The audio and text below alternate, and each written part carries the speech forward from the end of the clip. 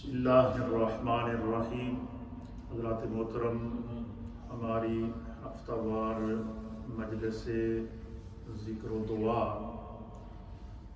آج کی جو خصوصی مجلس ہے، یہ چونکہ ہر اسلامک منتھ کے دوسرے ہفتے کو ہم دوسری مجلس میں ہماری یہ 11ویں شریف کی مجلس ہوتی ہے، جو محبوب سبحانی شیخ عبدالقادر الجیلانی المعروف حضور غوث العظم رضی اللہ تعالی عنہ کو ایصال ثواب کی جاتی ہے۔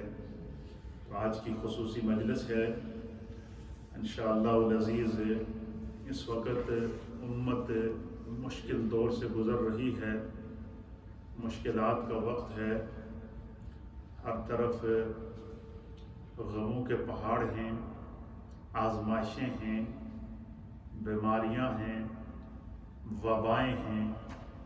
ہم نے قرآن و حدیث کی روشنی میں، تعلیمات صوفیہ کی موجودگی میں اس بات پر غور و فکر کرنا ہے کہ آخر وہ کون سے عوامل ہیں کہ جن کی وجہ سے ہم اللہ رب العالمین کی ناراضگی اور اس کی آزمائش اور پکڑ سے گزر رہے ہیں۔ تو قبل اس کے کہ میں اپنی گفتگو کا آغاز کروں، کیونکہ آج کل ہم سب کے لیے حرمین طیبین کے دروازے بھی تقریباً پوری امت کے لیے بند ہیں۔ ہر ایک کی یہ تڑپ ہے کہ کب وہ لمحہ آئے گا اور ہم سرکار دو عالم شفیع معظم جناب سید العالمین محمد الرسول اللہ صلی اللہ تعالیٰ علیہ وسلم کی بارگاہ میں حاضر ہوں گے، اور ایک عاشق آج کے دور کے اندر امت جس درد اور کرب سے گزر رہی ہے، اس کا نقشہ کس محبت اور کس انداز سے کھینچ رہا ہے، آئیے نعتیہ اشعار کی صورت میں پہلے سنتے ہیں اور پھر انشاءاللہ 1 2 یا 3 احادیث پیش کی جائیں گی اور پھر مجلس ذکر ہوگی۔ اور جو مائیں بہنیں بزرگ نوجوان اپنے اپنے گھروں میں بیٹھے ہیں، آپ تلاوت قرآن کرتے رہیں، سورتیں پڑھتے رہیں، ذکر اذکار کرتے رہیں۔ جو سوشل میڈیا کے ذریعے سن رہے ہیں یا ریڈیو کے ذریعے مجھے سن رہے ہیں، انشاءاللہ محفل کے آخر میں خصوصی دعا ہوگی اور آپ سب کی جانب سے ایصال ثواب اس مجلس میں شامل کیا جائے گا۔ تو آئیے پہلے ایک ثناخوان رسول، ایک عاشق رسول کا استغاثہ جو پوری امت کی آواز ہے، اس وقت ہر ایک کی تڑپ ہے کہ کب وہ لمحہ آئے تو ہم حرمین طیبین جائیں اور حرم پاک میں حاضری دیں اور روضہ رسول پر حاضری دیں۔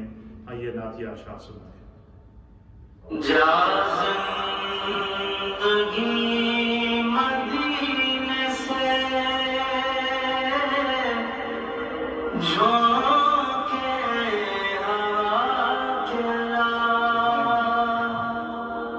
جا زندگی مدینے سے جھونکے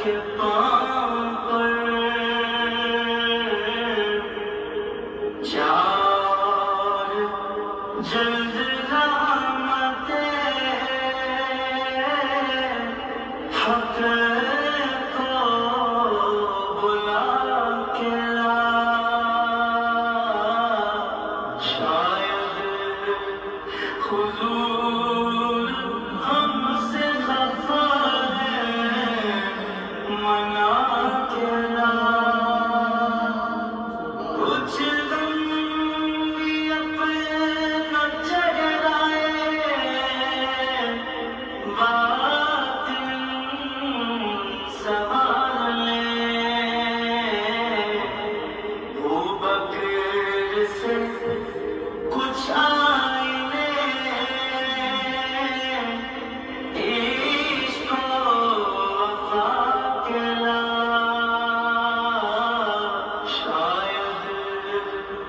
حضور ہم سے خفا ہے منا کے لا دنیا بہت تنگ مسلمان پہ ہو گئی فاروق کے زمانے کا نقشہ اٹھا کے لا شاید حضور ہم سے خفا ہے منا کے لا بات سے زب رہی ہے پھر امت رسول کی منظر ذرا حسین سے پھر کربلا کے لا شاید حضور ہم سے خفا ہے منا کے لا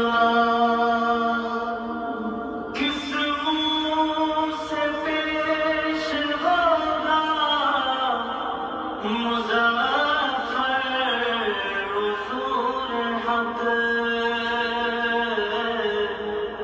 اس کو شہید اس آقا بنا کے لا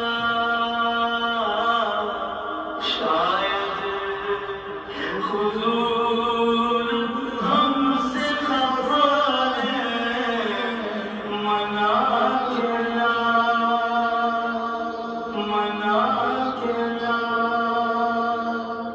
منا کے لا سبحان اللہ و بحمدہ سبحان اللہ العظیم۔ یقیناً سامعین و ناظرین، اس وقت امت کی کیفیت یہی ہے کہ پوری دنیا ابتلا میں ہے، آزمائش میں ہے، من حیث الامہ اور من حیث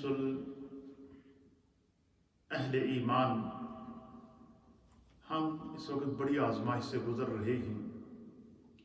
امت سے کہیں نہ کہیں کچھ ایسا گناہ سرزد ہوا ہے، کچھ ایسی بیراہ روی ہوئی ہے، کچھ ایسی جسارت ہوئی ہے جس سے رب کی رحمت، اللہ کا فضل اور رب کی عطائیں اس کے روٹنے کے آثارات نظر آ رہے ہیں۔ اور اس کی سب سے بڑی مثال آپ نے 1400 سالہ تاریخ میں کبھی نہ سنی ہوگی کہ اس سال امت حج کے لیے نہیں جا سکی۔ اور ابھی میں پڑھ رہا تھا ورلڈ میڈیا کی رپورٹ، اس میں یہ بھی ایک بریکنگ نیوز چل رہی تھی کہ شاید آئندہ کئی سالوں تک امت کو حرمین طیبین کی حاضری کے لیے اسی طرح کی پابندیوں سے گزرنا پڑے گا۔ پھر آپ نے دیکھا بیچ میں رمضان کا مہینہ، تراویح ہم مسجدوں میں آ کر نہیں پڑھ سکے، جمعے نہیں پڑھ سکے، نمازیں نہیں ادا کر سکے، لیکن یہ سب کچھ پکڑ ہونے کے باوجود اس وقت تک ابھی بھی امت بے حس نظر آ رہی ہے۔ دل سخت ہی، احساس ختم ہے۔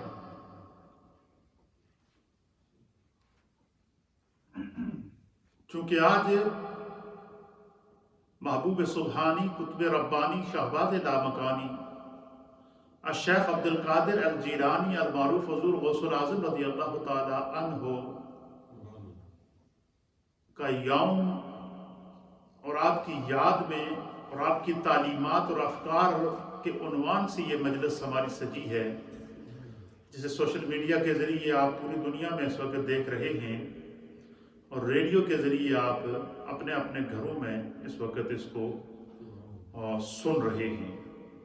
تو اس لیے میری کوشش یہی ہے کہ سرکار غوث اعظم کے وہ افکار جس نے بے حس امت کے اندر حس پیدا کی ہے، جس نے سخت دلوں کو نرم کیا ہے، جس نے انسان جو جادۂ مستقیم سے کٹ چکا تھا اس کو واپس آپ جب راہ ہدایت کے اوپر نیکی کے راستے پر لے کر آئے اور پھر انسان اس نیکی کے راستے کو جب اس نے دوبارہ فالو کرنا شروع کیا، پھر ہاتف غیبی نے بھی اس مرد درویش کو، اس ولی کامل کو، اس شہزادہ مصطفیٰ کو ہاتف غیبی کے ذریعے محی الدین کا لقب عطا کیا، دین کو زندہ کرنے والا۔ اور اللہ کے حبیب علیہ الصلوۃ والسلام نے یہ بھی ارشاد فرمایا کہ انما العلماء ورثۃ الانبیاء، حضور نے فرمایا کہ قیامت تک آنے والی میری امت کے جو اہل علم ہیں، جن کو اللہ نے علم کی دولت عطا کی ہے، وہ انبیاء کے مشن کے وارث ہوں گے۔ پھر سرکار دو عالم صلی اللہ علیہ وسلم نے اپنی امت کے اہل علم کو بیان کرتے ہوئے ان کے مرتبے، مقام اور عظمت کو بیان کرتے ہوئے فرمایا کہ علماء امتی کا انبیاء بنی اسرائیل، کہ چونکہ حضور علیہ الصلوۃ والسلام کی ذات پر سلسلہ نبوت ختم ہو چکا ہے، قیامت تک دین نافذ ہو چکا ہے، قیامت تک قرآن ہمارے سامنے دستور حیات کی صورت میں موجود ہے، دستور زندگی کی صورت میں موجود ہے، اسوہ رسول ہماری رہنمائی کر رہا ہے اور قیامت تک کرتا رہے گا، اور اللہ رب العالمین کے احکام اور نبی اکرم صلی اللہ تعالیٰ علیہ وسلم کی احادیث کے اس پیغام کو نبی پاک کی امت کے جو اہل علم ہیں، جو علماء ہیں، ائمہ دین متین ہیں، اولیاء کاملین ہیں، وہ ایک ہوکا دیتے رہیں گے، لوگوں کو پیغام پہنچاتے رہیں گے۔ اور یہی وجہ ہے کہ اس گئے گزرے دور کے اندر، اس پرآشوب دور کے اندر، کہ جب امت پر حرمین کے دروازے بھی بند ہیں، بعض جگہ مساجد کے دروازے بھی بند ہیں، لوگوں کو آج بھی جھنجھوڑا جا رہا ہے کہ ارجعی الی ربک، اپنے رب کی طرف لوٹ آؤ۔ سرکار غوث اعظم رضی اللہ تعالیٰ عنہ ایک درس کے اندر ارشاد فرماتے ہیں، آپ کہتے ہیں کہ اے انسان، اے مسلمان، گناہ کی وادی کو چھوڑ کر نیکی کی وادی میں، نیکی کے جہان میں بسیرا کر لے۔ پھر فرمایا گناہ کے راستے سے ہجرت کر کے نیکی کے راستے کو تو اختیار کر۔ فرمایا جب تو نیکی کے راستے کو اختیار کر کے گناہ سے سچی توبہ کرے گا تو تمہارا رب جو تم سے ناراض ہو چکا ہے، وہ رب رحمان ہے، وہ رحیم ہے، وہ کریم ہے، وہ ستار ہے، وہ غفار ہے، وہ تم سے راضی ہو جائے گا اور تمہیں اپنے کرم اور رحمت سے جو ہے وہ مالا مال کرے گا۔ آپ فرماتے ہیں کہ اللہ رب العالمین کا قرآن میں ارشاد ہے کہ استغفروا ربکم، کہ اپنے رب کی بارگاہ میں استغفار کیا کیجئے، گناہوں سے سچی توبہ کیا کیجئے، اپنے گناہوں کی استغفار کو اپنی زندگی کا معمول بنا لیجئے۔ فرمایا جو بندہ سچے دل سے توبہ کرتا ہے، استغفار کرتا ہے، گناہوں کو چھوڑ دیتا ہے، نافرمانیوں کو چھوڑ دیتا ہے، سستیوں کو چھوڑ دیتا ہے، فرائض اور احکام کی پابندی کرتا ہے اور حقوق اللہ اور حقوق العباد کو ادا کرتا ہے، تو فرمایا کہ جب وہ سچے دل سے اپنے رب کی طرف رجوع کرتا ہے تو انہو کان غفارا، اور میں اللہ تو بڑا معاف کرنے والا کوئی ہے ہی نہیں، وہ غفور الرحیم ہے، وہ ستار ہے۔ ستار کہتے ہیں کہ بڑے بڑے گناہوں پر پردہ ڈالنے والا، وہ گناہوں پر پردہ ڈال دیتا ہے۔ پھر ایک روایت کے مطابق ہمارے محدثین اور مفسرین نے لکھا ہے کہ جب بندہ اپنے کسی گناہ سے سچی توبہ کر لے اور تا دم وصال، جب تک اس کی روح اس کے جسم سے پرواز کرتی، اس وقت تک اگر وہ اس پر قائم رہے کہ دوبارہ اس سے وہ گناہ سرزد نہ ہو، تو ایک حدیث کے مفہوم کے مطابق اللہ کے حبیب علیہ السلام نے فرمایا کہ اللہ تعالیٰ کو جو منکر نکیر ہیں، جو انسان کے گناہوں اور نیکیوں کو لکھنے والے ہیں، جو انسان کے اس گناہ کے اوپر جو گواہ رہتے ہیں، اور انہوں نے انسان کے اس گناہ کو بائی ریٹن، بائی دستاویز، ثبوت کے طور پر، ایویڈنس کے طور پر وہ لکھ لیتے ہیں۔ فرمایا کہ جب بندہ کسی گناہ سے سچی توبہ کر لے اور مرتے دم تک دوبارہ وہ گناہ نہ کرے، تو حضور علیہ السلام نے امت کو خوشخبری دی ہے کہ اللہ ان فرشتوں سے بھی اس گناہ کو بھلا دیتا ہے۔ فرشتے بھی اس گناہ کو بھول جاتے ہیں، کیوں؟ کہ خدا اپنے بندے کے اس گناہ پر پردہ ڈال دیتا ہے، اور جس کے گناہ پر اللہ پردہ ڈال دے اس کا گناہ پھر لوگوں کے ذہنوں سے کیا ہو جاتا ہے؟ صاف ہو جاتا ہے، بھول جاتا ہے۔ اس پر سرکار دو عالم صلی اللہ تعالیٰ علیہ وسلم کی حدیث سے دو احادیث حضرت سرکار غوث اعظم رضی اللہ تعالیٰ عنہ نے پیش کی۔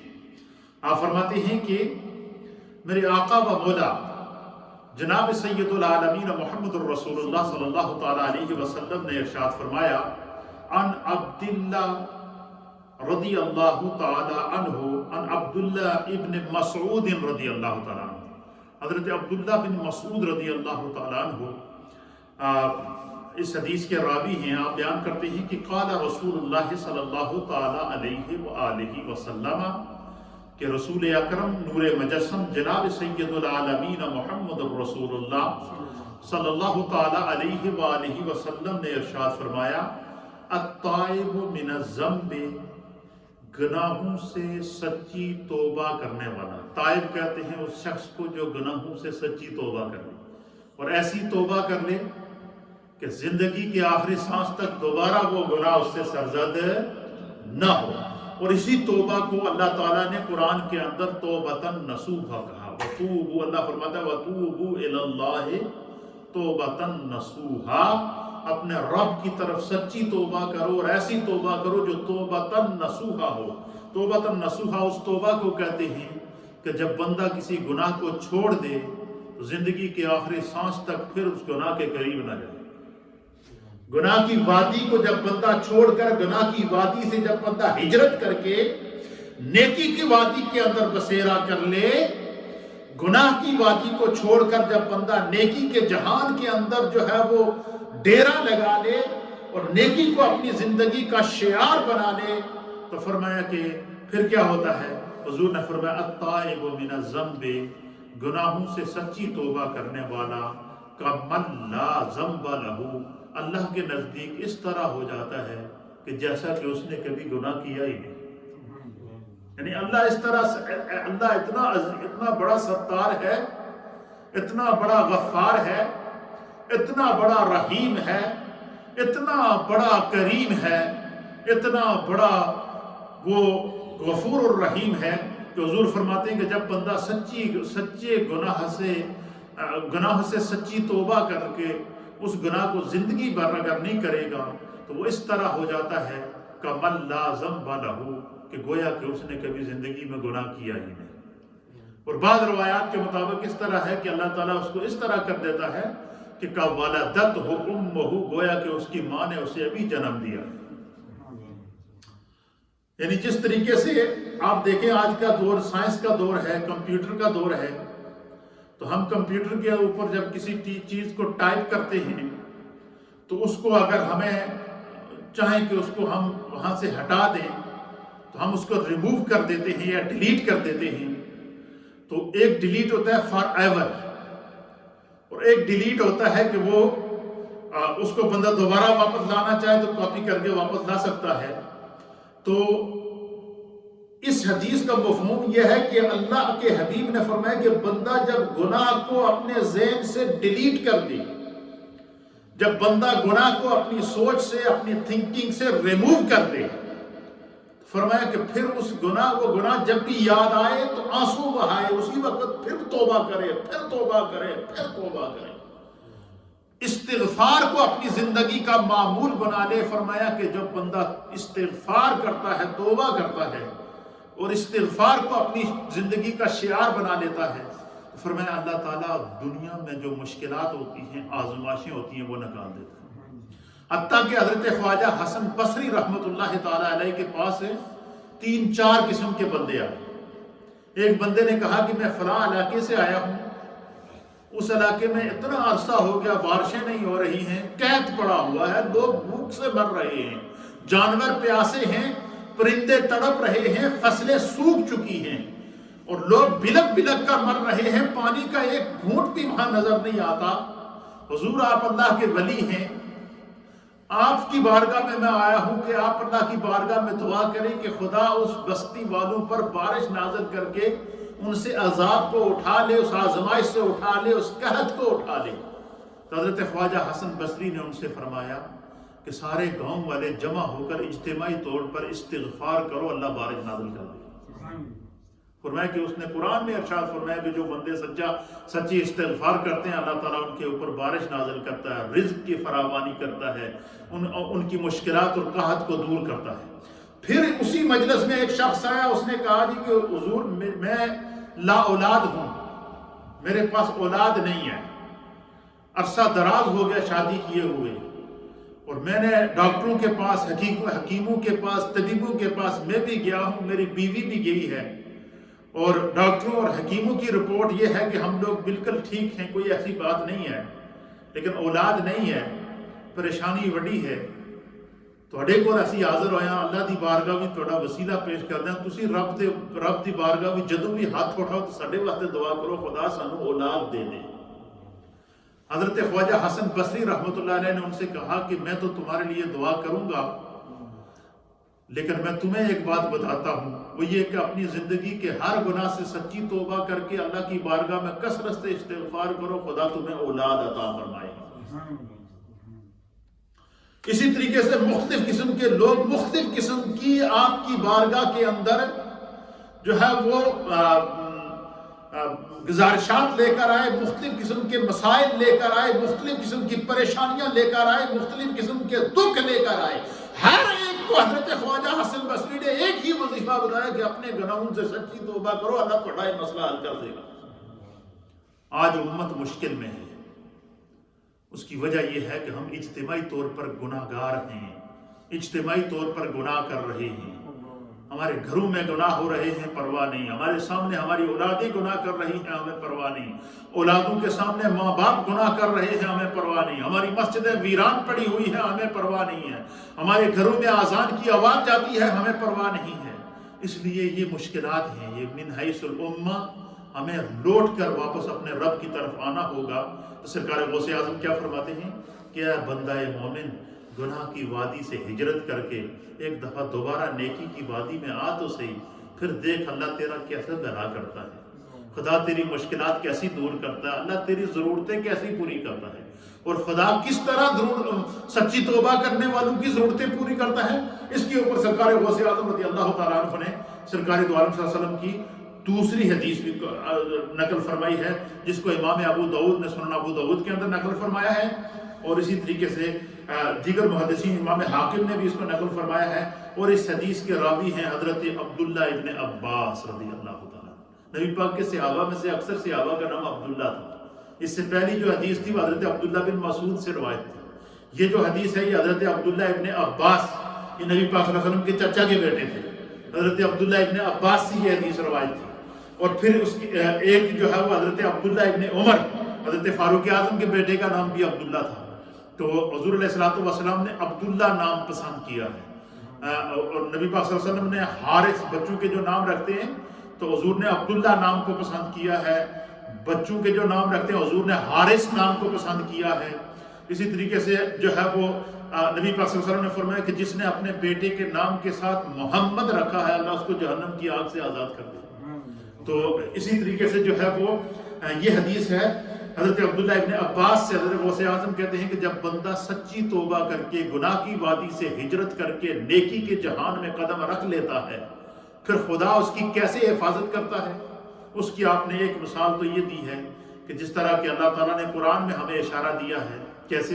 اللہ فرماتا ہے کہ ان الصلاۃ تنہا عن الفحشاء والمنکر کہ جب بندہ نماز کا پابند ہو جاتا ہے اللہ تعالیٰ اس میں بے حیائی اور بری باتوں سے روک دیتا ہے. کیوں؟ کہ وہ نیکی کے راستے پر آ گیا. جب نیکی کے راستے پر آ گیا تو خدا اس کی حفاظت کرتا ہے، اور جب برائی کے راستے پہ جاتا ہے تو اس کا شیطان ساتھی ہوتا ہے. شیطان اس کو گناہ کے اندر لے جاتا رہتا ہے اور سبز باغ دکھاتا رہتا ہے. دنیا کی نفرت اس کے دل میں ڈالتا رہتا ہے، نیکی سے نفرت اس کے دل میں ڈالتا رہتا ہے، طرح طرح کے وسوسے اس کے دل میں ڈالتا رہتا ہے. اور جب بندہ جہنم کے گڑھے پہ پہنچتا ہے تو اس کو دھکا دے کر واپس پیچھے بھاگ جاتا ہے. تو سرکار غوث اعظم کہتے ہیں کہ جب تم نیکی کی وادی میں داخل ہو جاؤ گے پھر تنو فکر کرنے کی ضرورت نہیں ہے، اللہ تمہاری حفاظت کرے گا. جیسا کہ سورۃ الفیل آپ نے سنی ہوگی، ابھی میں نے عشاء کی نماز میں تلاوت بھی کی تھی. الم تر کیف فعل ربک باصحاب الفیل. ابرہ بادشاہ نے جب جو ہے وہ بہت بڑا ظالم بادشاہ تھا، اس نے خانہ کعبہ پر حملہ کیا، ہاتھیوں کے ذریعے اس نے حملہ کیا اور پورے چاروں طرف سے خانہ کعبہ کو گھیر لیا. تو حضرت عبد المطلب نبی پاک صلی اللہ تعالیٰ علیہ وآلہ وسلم کے دادا جان اس وقت کعبے کے متولی تھے. لوگوں نے آ کر ان سے کہا کہ ابرہ بادشاہ نے کعبے کی جو ہے وہ کعبے کا حصار کر لیا ہے، گھیراؤ کر لیا ہے اور وہ کعبے پر حملہ کرنے والا ہے، تو آپ اس کا کچھ کرو. اور اس نے آپ کے جو چراگاہ میں اونٹ چڑھ رہے تھے ان اونٹوں پر بھی قبضہ کر لیا. تو آپ نے فرمایا وہ کس طرف ہے؟ تو وہ کہہ رہے فلاں جگہ بیٹھا ہے. تو حضرت عبد المطلب جو ہے وہ ابرہ کے سامنے چلے گئے، بادشاہ کے سامنے اس کی فوجیں لگی ہوئی، ہاتھیوں کی فوجیں، ہاتھیوں پر سوار، گھوڑوں پر سوار، ہزاروں کا لشکر خانہ کعبہ کے اوپر حملہ کرنے کے لیے آیا. تو حضرت وہ عبد المطلب جب اس کی طرف جا رہے تھے تو وہ دیکھ کے وہ مسکرا رہا تھا. وہ کہہ رہا دیکھو ابھی عبد المطلب آ کر میری منتیں کرے گا اور میری جو ہے وہ مجھے کہے گا کہ بھائی تم واپس چلے جاؤ اور خانہ کعبہ کو نقصان نہ پہنچاؤ. تو حضرت عبد المطلب جب اس کے پاس پہنچے نا تو اس کی آنکھوں میں آنکھوں ڈال کر اس کو کہا کہ وہ میرے جڑے اونٹ تو قبضے کی دے وہ واپس کر. اس نے کہا جی اب چنگے کعبے دے متولی ہو، تھوڑے کعبے تے میں حملہ کرنے واسطے آیا، تسی اپنے اونٹ دی پئی ہے، تو انہوں اپنے اونٹاں دی پئی ہے. کہ قرآن اس منظر کو بیان کرتا سورہ فیل کے اندر، اس کی تفسیر کے اندر مفسرین نے لکھا ہے اس واقعے کو اس کے شان نزول کے طور پر. تو میں کعبے پہ حملہ کرنے آیا ہوں، میں نے چاروں طرف سے کعبے کو گھیر رکھا ہے، اور تو اگر یہ نہیں کہتا کہ بھائی جنگ بند کرو، یا یہ نہیں کہتا کہ تم واپس چلے جاؤ، یا یہ نہیں کہتا کہ بھائی میری فوج تم سے لڑنے کے لیے آئے گی، تو آ کر کہہ رہا ہے میرے اونٹ. آپ نے فرمایا اونٹ میرے ہیں، کعبہ اللہ کا ہے، وہ خدا اس کی حفاظت خود کرے گا. یہ تھا ان لوگوں کا ایمان. اور پھر قرآن نے اس منظر کو بیان کیا کہ حضرت عبد المطلب کو اس نے کہا اچھا یہ بات ہے، تم اپنے اونٹوں کو لے جاؤ، میں چلتا ہوں دیکھتا ہوں کعبے کا خدا کعبے کو کیسے روکتا ہے. تو قرآن اس منظر کو بیان کرتا ہے کہ الم تر کیف فعل ربک باصحاب الفیل. اے محبوب آپ نے نہیں دیکھا؟ ابھی حضور کی پیدائش نہیں ہوئی تھی، حضور کی پیدائش سے 500 سو سال پہلے کا یہ واقعہ ہے. حضور کی پیدائش سے کئی سو سال پہلے کا یہ واقعہ ہے. 2 یا 3 یا بعض روایات کے مطابق جو ہے وہ 400 سال کا وقفہ ہے، 100 سال کا وقفہ ہے، یا 150 سال کا وقفہ ہے، روایات مختلفہ. تو اب حضور علیہ السلام ابھی تک پیدا نہیں ہوتا. اللہ فرماتا ہے الم تر کیف فعل ربک باصحاب الفیل. اے محبوب آپ نے نہیں دیکھا، آپ نے نہیں دیکھا کہ آپ کے رب نے ہاتھی والوں کے کا کیا حشر کیا، اور جڑا ہاتھیاں دی فوج لے کر خانہ کعبہ تے آیا سی. حضور نے یہ نہیں کہا کہ میں تو اس وقت پیدا ہی نہیں ہوا تھا. اللہ فرماتا ہے الم تر، آپ دیکھ رہے تھے، آپ نے نہیں دیکھا. پھر کیا ہوا؟ فرمایا کہ اللہ تعالیٰ نے کیا کیا؟ الم تر کیف فعل ربک باصحاب الفیل. الم یجعل کیدہم فی تضلیل، آپ نے نہیں دیکھا کہ آپ کے رب نے ان کو کس انداز سے رسوا اور ذلیل کیا ہے، اور پھر کس طرح کیا ہے؟ اللہ کی نے کس طرح اپنے خانہ کعبہ کی حفاظت؟ طیرن ابابیل، اللہ تعالیٰ نے پرندوں کی، ابابیل پرندے، ان کی فوج بھیجی ہے جو اپنی 3 کنکریاں ہر پرندہ اٹھا کے لایا، ایک اس کی چونچ میں تھی، ایک اس کی ایک پاؤں میں تھی، ایک اس کی دوسرے پاؤں میں تھی، اور وہ پرندہ آ کر اوپر سے کنکر چھوڑتا تھا، وہ سوار کے سر کے اوپر جو ہول بنا ہوا تھا، جو لوہے کا، جو اس کو چیرتے ہوئے بندے کو چیرتا ہوا، ہاتھی کو چیرتا ہوا زمین کے اندر جاتا تھا۔ یہ وہ پہلا میزائل کا حملہ تھا خانہ کعبہ کی حفاظت کے لیے جو میرے رب نے اپنے پرندوں کے ذریعے کرایا۔ وہ رب جو پرندوں کے ذریعے حفاظت کراتا ہے، وہ رب جب پکڑ پر آئے تو کورونا وائرس جیسے چھوٹے سے کیڑے سے پوری انسانیت کو بے بس کر دیتا ہے، اور انسان دنیا میں سمجھتا ہے میں نے پوری دنیا کو سنبھالا ہوا ہے۔ اس لیے سرکار غوث اعظم رضی اللہ تعالیٰ عنہ کہتی کہ انسان مٹی کا بنا ہوا ہے، انسان تو نے تو مٹی میں ہی جانا ہے، تیری حقیقت تو مٹی ہے، اور تو اتنے بڑے بڑے دعوے کرتا ہے۔ اس لیے مٹی کا نام، مٹی جو ہے وہ مٹی کے اندر اللہ نے تواضع رکھی ہے، عجز رکھا ہے، انکساری رکھی ہے۔ اس لیے گناہوں کی وادی سے ہجرت کر کے نیکی کے جہان کے اندر اس طرح بسیرا کرو کہ زندگی میں واپس گناہ کی وادی کی طرف لوٹ کر نہ جاؤ۔ اور فرمایا جو گناہ کی وادی کو چھوڑ دیتا ہے خدا اس کی حفاظت کیسے کرتا ہے؟ ایسے کرتا ہے۔ فرماتے ہیں کہ حضرت عبداللہ ابن عباس بیان کرتے ہیں کہ قال رسول اللہ صلی اللہ تعالیٰ علیہ وآلہ وسلم، کہ سرکار دو عالم شفیع معظم جناب سید العالمین محمد الرسول اللہ صلی اللہ تعالیٰ علیہ وآلہ وسلم نے فرمایا من لازم الاستغفار، حضور نے فرمایا کہ اے میری ہدایت کے ستاروں سنو، صحابہ اکرام کو مخاطب بظاہر صحابہ اکرام تھے لیکن قیامت تک اپنے ہر امتی کو مخاطب کر گئے۔ آج دیکھیں 1400 سال گزرنے کے بعد آج نبی پاک کے اس ارشاد کو ہم پڑھ کر آپ کو سنا رہے ہیں، تو یہ پیغام قیامت تک کے لیے ہر امتی کے لیے ہے۔ حضور نے فرمایا کہ من لازم الاستغفار، یاد رکھو جس بندے نے استغفار کو لازم کر لیا اپنے اوپر، جس بندے نے توبہ کو، استغفار کو، اپنے گناہوں سے کی معافی کو اپنے لیے لازم کر دیا اور اپنے اوپر ضروری کر دیا، حتیٰ کہ یہاں تک مفسرین نے لکھا کہ حضور علیہ السلام خود اللہ تعالیٰ کا وہ محبوب جسے اللہ تعالیٰ نے مغفرت عامہ کی سند اور گارنٹی اور خود اعلان کیا ہے، نہ صرف مغفرت عامہ کا اعلان کیا ہے بلکہ یہ فرمایا کہ قیامت کے دن میرا محبوب جو ہے وہ جس کی سفارش کرے گا مقام محمود پر بیٹھے گا، ہر اس کی اللہ بخشش کر دے گا اگر اس کے دل کے اندر رائی کے دانے کے برابر بھی ایمان ہوگا۔ تو وہ حضور علیہ السلام دن میں 100 مرتبہ استغفار کیا کرتے تھے۔ آج ہمارے لیے مسجدوں کے دروازے بند، ہمیں استغفار ہماری زبانوں پہ جاری نہیں ہو رہی، خانہ کعبہ کے دروازے بند، استغفار ہماری زبانوں پہ جاری نہیں ہو رہی، حرمین طیبین کے راستے بند، استغفار ہماری زبانوں پر جاری نہیں ہو رہی ہے، دل سخت ہو چکے ہیں۔ اللہ کے حبیب فرماتے ہیں کہ من لازم الاستغفار، جو شخص استغفار کو لازم کر لیتا ہے، اپنے گناہوں سے سچی توبہ کرتا ہے، توبۃ نصوحہ کرتا ہے، دوبارہ ایک دفعہ گناہ کو چھوڑ کر دوبارہ گناہ نہ کرنے کا مصمم ارادہ کر لیتا ہے اور تازم زیست نیکی کے راستے پر قائم رہتا ہے، تو پھر کیا ہوتا ہے؟ اللہ اس کی کیسے مدد کرتا ہے؟ حضور نے فرمایا جعل اللہ لہ ضیق مخرجا ومن کل ہم فرجا ورزقہ من حیث لا یحتسب۔ اللہ، اب اس کا ترجمہ سنیں گے آپ کا ایمان تازہ ہو جائے گا۔ حضور نے فرمایا کہ جوڑا بندہ سچی توبہ کرتا ہے اور دوبارہ وہ گناہ نہیں کرتا، جس گناہ سے اس نے توبہ کر لی دوبارہ وہ گناہ نہیں کرتا، تو کیا ہوتا ہے؟ فرمایا کہ جعل اللہ لہ ضیق مخرجا، اللہ تعالیٰ او دے واسطے ہر مشکل وچوں آسانی کٹ دے۔ خدا اس کے لیے کیا کرتا ہے؟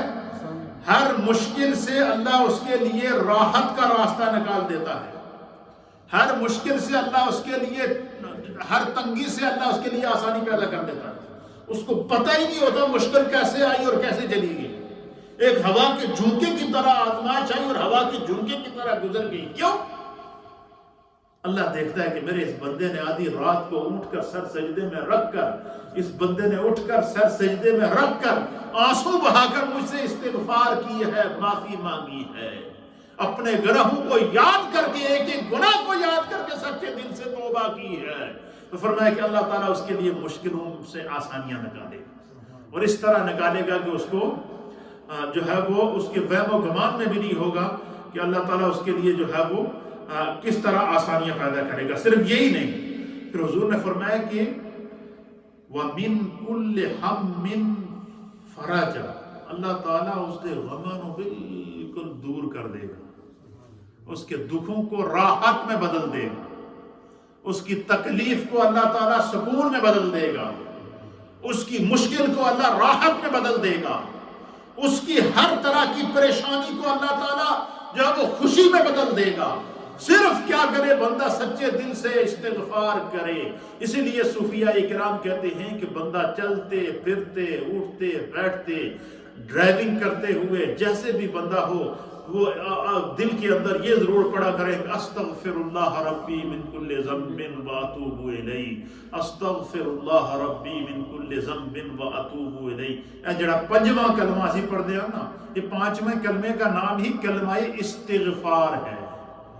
اس کے اندر گناہوں سے توبہ ہے. کیسے پڑھتے ہیں کہ استغفر اللہ ربی من کل ذنب واتوب الیہ، استغفر اللہ ربی من کل ذنب واتوب الیہ، استغفر اللہ ربی من کل ذنب واتوب الیہ. اس کو جو ہے وہ وظیفہ بنا دیا جائے اور توبہ اور استغفار اس کو اپنی زندگی کا شعار بنا دیا جائے. پانچواں کلمہ اس کے اندر واتوب الیہ ہے، من الذنب الذی اعلم ومن الذنب الذی لا اعلم انک انت علام الغیوب وستار العیوب وغفار الذنوب ولا حول ولا قوت الا باللہ العلی العظیم. یعنی میرے اللہ جڑے میں جان کر گناہ کیتے انہیں کو بھی توبہ کرتا ہوں، جڑے چھپ کے گناہ کیتے انہیں کو بھی توبہ کرتا ہوں.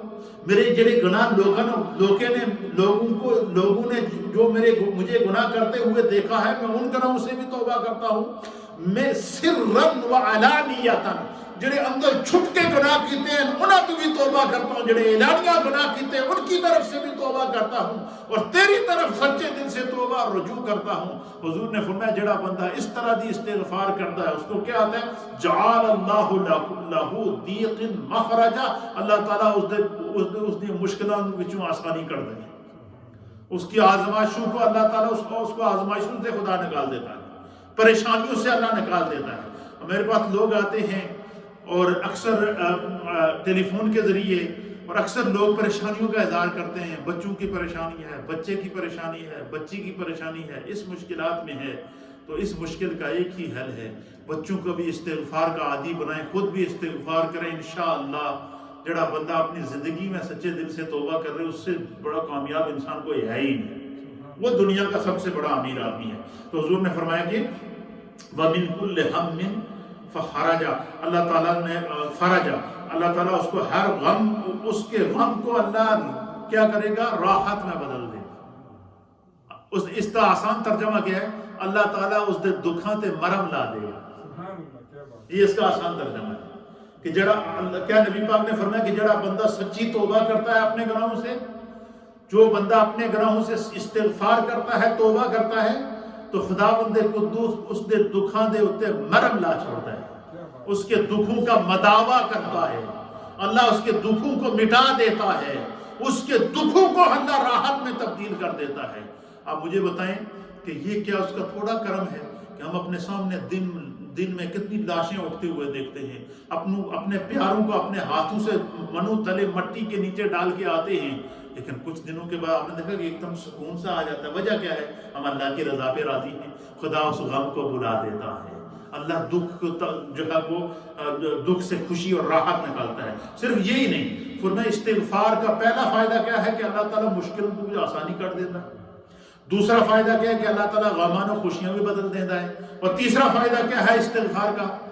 حضور نے فرمایا وَرَزَقَهُ مِنْ حَيْثُ لَا يَحْتَسِبُ، اللہ اس جگہ تو رزق دیتا ہے جس کے بارے وہ سوچ بھی نہیں سکتا.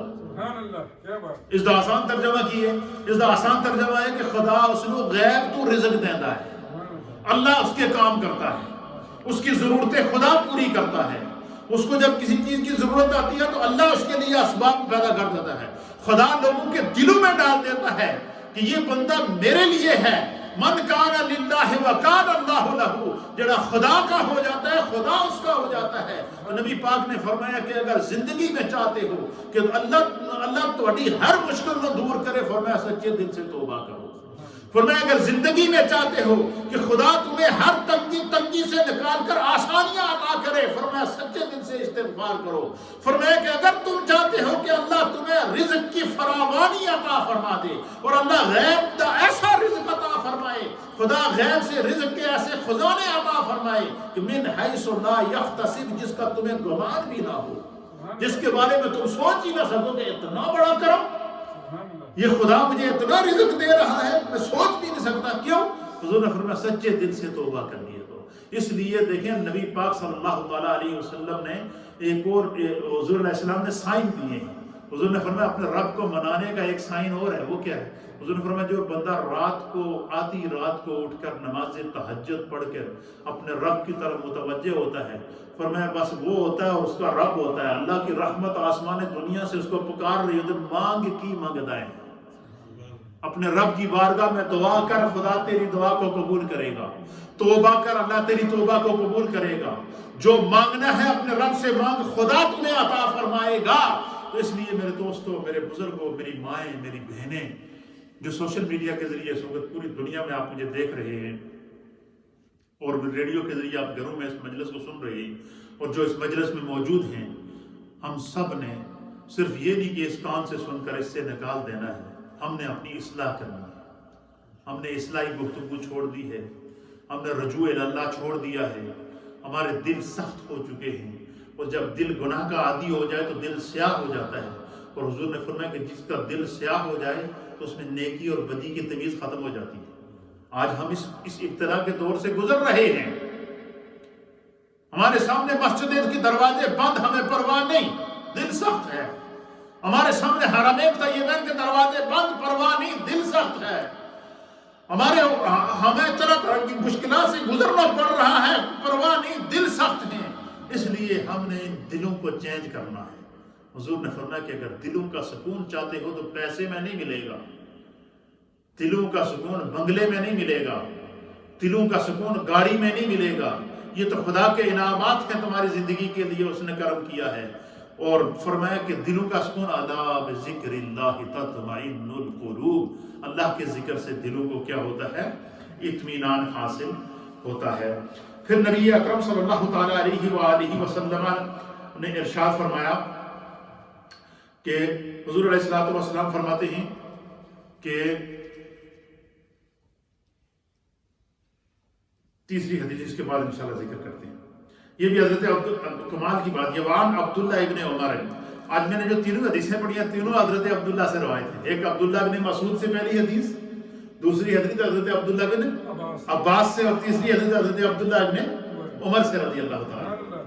حضرت عبداللہ ابن عمر رضی اللہ تعالیٰ عنہ بیان کرتے ہیں نبی صلی اللہ تعالیٰ علیہ وآلہ وسلم کہ نبی اکرم نور مجسم جناب سید العالمین محمد رسول اللہ صلی اللہ تعالیٰ علیہ وآلہ وسلم نے ارشاد فرمایا ان اللہ یقبل التوبۃ العبد ما لم یغیر۔ حضور علیہ السلام نے فرمایا کہ بے شک اللہ تعالیٰ جو ہے وہ پابندی سے استغفار کرنے والے انسان کے لیے، حضور علیہ السلام نے فرمایا کہ جو بندہ سچے دل سے توبہ کرتا ہے، اللہ رب العالمین جو ہے وہ اس کی کیفیت کو، اس کی حالت کو بدل دیتا ہے، اس کے دنوں کو بدل دیتا ہے۔ اس کی جب توبہ قبول ہو جاتی ہے تو اس کے اثرات اس کے اوپر ظاہر ہو جاتے ہیں۔ اور کس طرح اس کے اثرات ظاہر ہوتے ہیں؟ اللہ اکبر کہ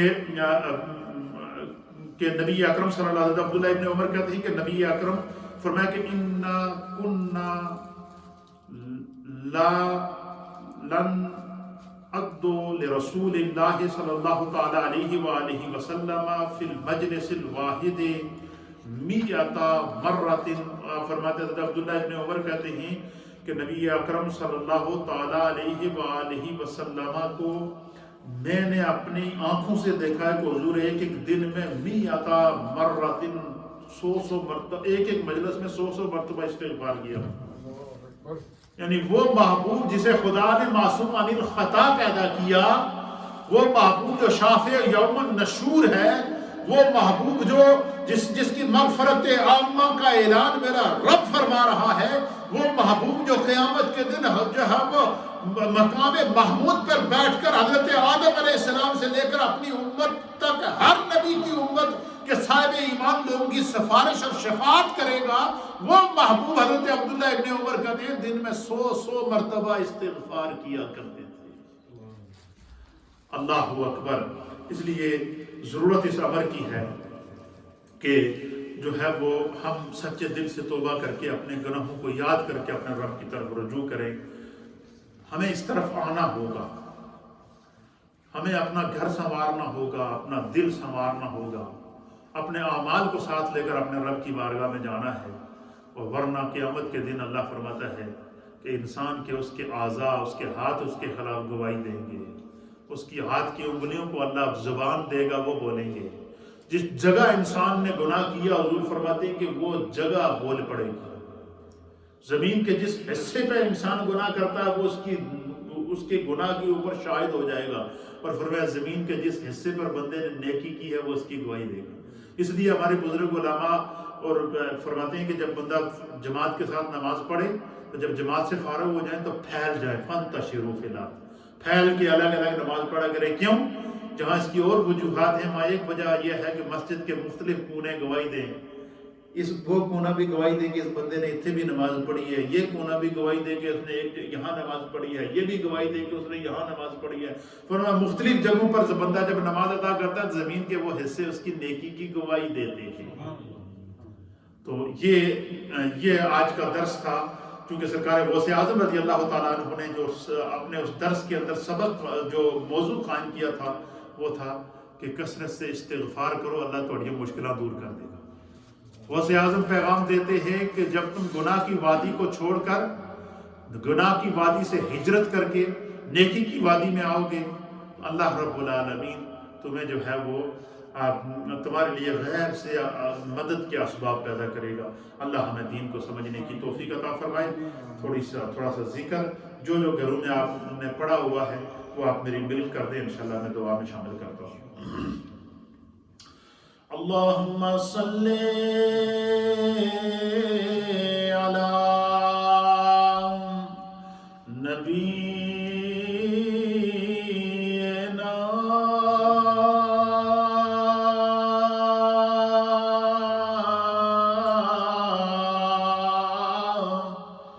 صلی علی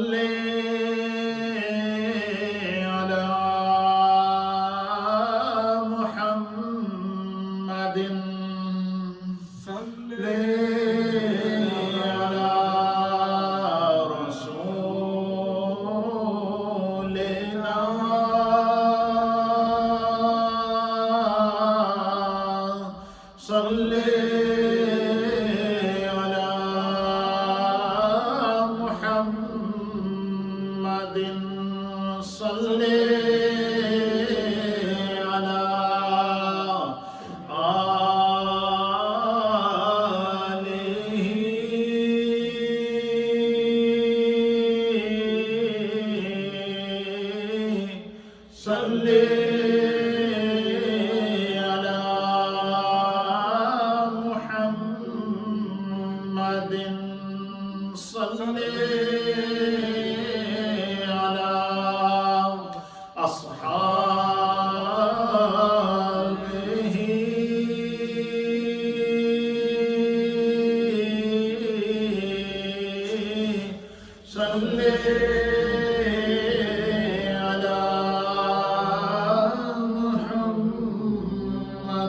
صلی اللہ تعالی علیہ وآلہ وسلم.